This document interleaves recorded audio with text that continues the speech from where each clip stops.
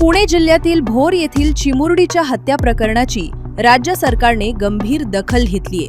पीडित कुटुंबाच्या विनंतीनुसार आणि त्यांच्या सूचनेनुसारच या खटल्यासाठी सरकारी वकिलाची नियुक्ती केली जाईल, असे महत्त्वाचे आश्वासन सरकारने दिले।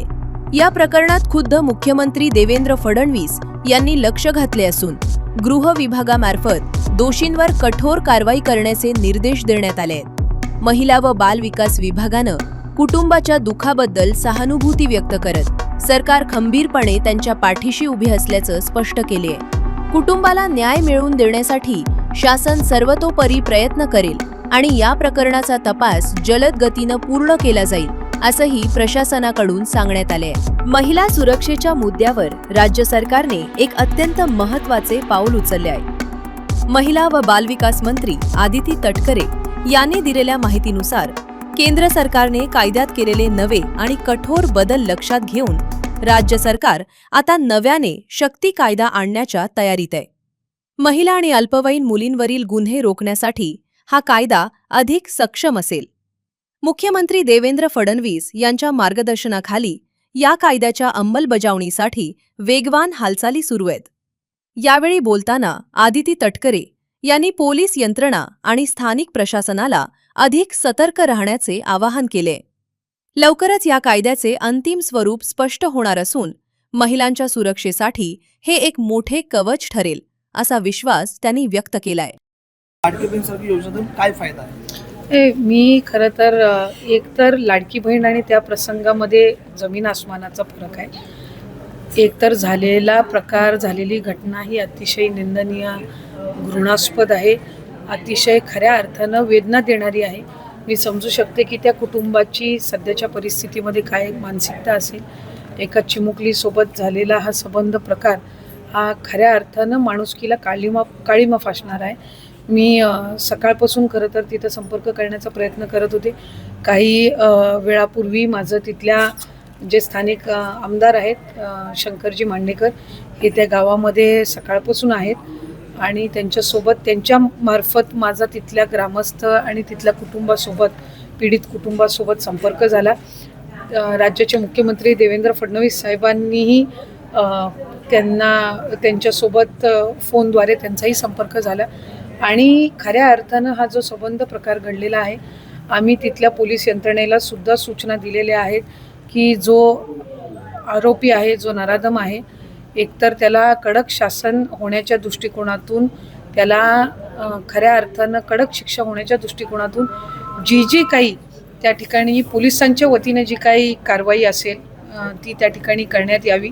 आणखीन ग्रामस्थांकडे, आणखीन कुटुंबाकडे जर काही अधिकची माहिती असेल जी पोलिसांच्या रेकॉर्डवर अद्यापपर्यंत आलेली नसेल तर ती सुद्धा आणखीन त्याच्यामध्ये नोंदवून घ्यावी।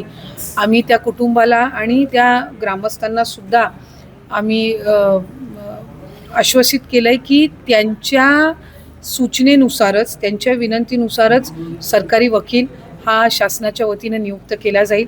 ती हमी राज्याचे मुख्यमंत्री फडणवीस साहेबांनी सुद्धा मुख्यमंत्री म्हणून आणि विभागाच्या, म्हणजे गृह विभागाच्या वतीने सुद्धा दिली। महिला व बालकल्याण विभागाच्या वतीने सुद्धा आम्ही ज्या काही कुटुंबाला या संबंध प्रक्रियेमध्ये झालेल्या प्रकरणामध्ये जो काही एक म्हणजे शेवटी त्यांचं झालेलं नुकसान, त्यांच्या वेदना या खऱ्या अर्थानं खूप मोठ्या आहेत आणि त्याचं कुठंही म्हणजे त्याची कुठली भरपाईही होऊ शकत नाही। फक्त इतकीच आहे की जो आरोपी आहे त्याला कडकातली कडक कारवाई होणं, फास्ट ट्रॅकमध्ये हे चालणं आणि त्याचबरोबर या संबंध प्रक्रियेमध्ये त्या कुटुंबाच्या पाठीशी आम्ही ठामपणे उभं राहणं आणि त्यांना आधार देणं, आणि ते काम शासनाच्या वतीने निश्चितपणाने केलं जाईल। मी सातत्याने त्या ग्रामस्थांच्या आणि कुटुंबाच्या आणखीनही संपर्कात त्या ठिकाणी आहे। अजूनही स्थानिक आमदार तिथेच आहेत। आत्ताही 5 मिनिटापूर्वी माझा त्यांच्यासोबतच पुन्हा एकदा संपर्क झाला आणि त्या संबंध प्रकरणामध्ये जी ग्रामस्थांची आणि जी त्या पीडित मुलीच्या कुटुंबाची जशी त्यांची त्याच्यामधली सूचना असेल, जशी त्यांची इच्छा असेल त्यानुसार याच्यामध्ये संबंध प्रक्रिया जी आहे ती राबवली जाईल। कारण शेवटी पीडितेला न्याय मिळणं, त्या कुटुंबाला न्याय मिळणं हे शासनाच्या वतीने अधिक महत्त्वपूर्ण आहे। त्याच्यामुळे खऱ्या अर्थानं म्हणजे एक लोकप्रतिनिधी म्हणून किंवा एक माणूस म्हणून मी समजू शकते की आत्ताच्या घडीला ते कुटुंब काय मानसिकतेतून आणि ते ग्रामस्थ जात असतील. त्यांनी जी भूमिका घेतलेली आहे ती त्याच मानसिक त्रागातून आणि उद्वेगातून घेतलेली आहे आणि कोणी त्याच पद्धतीनं रिॲक्ट करेल. त्याच्यामुळे त्याच्याबद्दल काही दुमत असण्याचं कारण नाही. फक्त पोलीस यंत्रणेला याच्यामध्ये अधिकाधिक त्यांनी या संबंध प्रकरणाची माहिती देणं, पोलिसांनी सुद्धा त्यांच्या संबंध चौकशीची गती वाढवून त्या आरोपीला कडक कारवाई त्याच्यावर किंवा शिक्षा होण्याच्या दृष्टिकोनातून ज्या ज्या काही गोष्टी आहेत त्या ठिकाणी करणं, या सगळ्या बाबींकडे आम्ही जास्ती लक्ष केंद्रित करून. ताई, लोणेरेचं जे प्रकरण आहे हत्याकांड, ते फास्ट ट्रॅक घ्यावं असं आपण मागणी केली होती. तपासात आता काय सध्या प्रगती आहे? काही त्याहीमध्ये अतिशय बारकाईने आम्ही लक्ष घालून होतो. त्या कुटुंबाची पण मी मधल्या कालावधीमध्ये भेट घेतली. सातत्याने आयजींसोबत, एसपींसोबत, तिथल्या स्थानिक DYSP PI सोबत माझा संपर्क हा सुरू होता. ज्या ज्या वेळेला ते कुटुंब काही अधिकची माहिती देत होतं त्या वेळेला सुद्धा त्याची आम्ही म्हणजे पोलीस त्याची योग्य पद्धतीनं कारवाई करत होते. नवी मुंबईच्या आणि मुंबईच्या पोलिसांची सुद्धा आपण त्याच्यामध्ये त्या आरोपीला पकडण्यामध्ये आपण त्यांचीही मदत घेतली. आणखीन अगदी रत्नागिरीमधल्या स्थानिक प्रशासनाची, पोलिसांची सुद्धा, कारण मूळ त्याचं ते लांजा तिथलं गाव तिथलं होतं. त्याच्यामुळे तिथंही जाऊन तिथं चौकशी केली.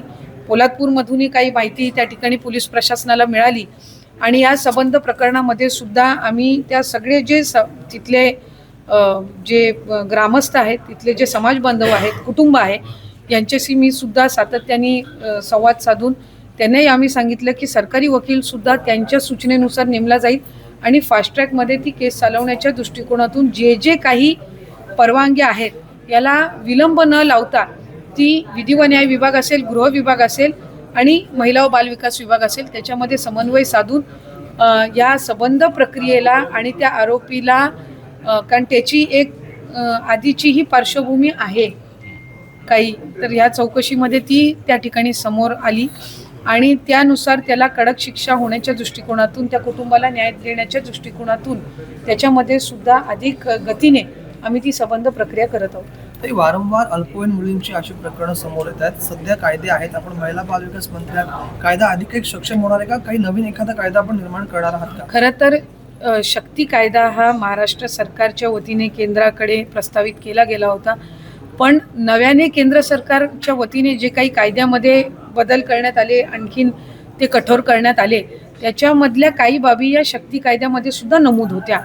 पण आत्ता राज्य शासनाने, आदरणीय फडणवीस साहेबांनी सुद्धा मधल्या कालावधीमध्ये त्याच्यामध्ये ज्या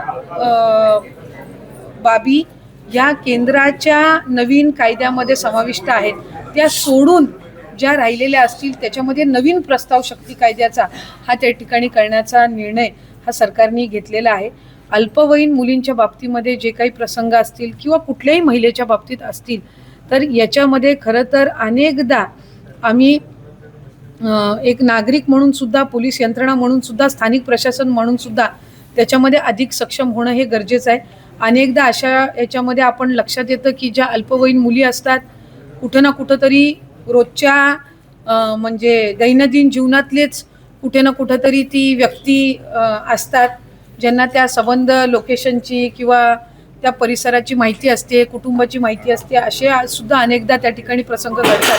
अशा वेळेला पालक म्हणून, नागरिक म्हणून जागरूक राहणं एक, आणि स्थानिक प्रशासन आणि पोलीस प्रशासनाने अधिक त्याच्यामध्ये लक्ष केंद्रित करून त्याच्यामध्ये कडक कारवाई करणं हे मला वाटतं निश्चितपणाने गरजेचं आहे आणि ते त्या ठिकाणी प्रशासन म्हणून करण्याचा हा आमचा प्रयत्न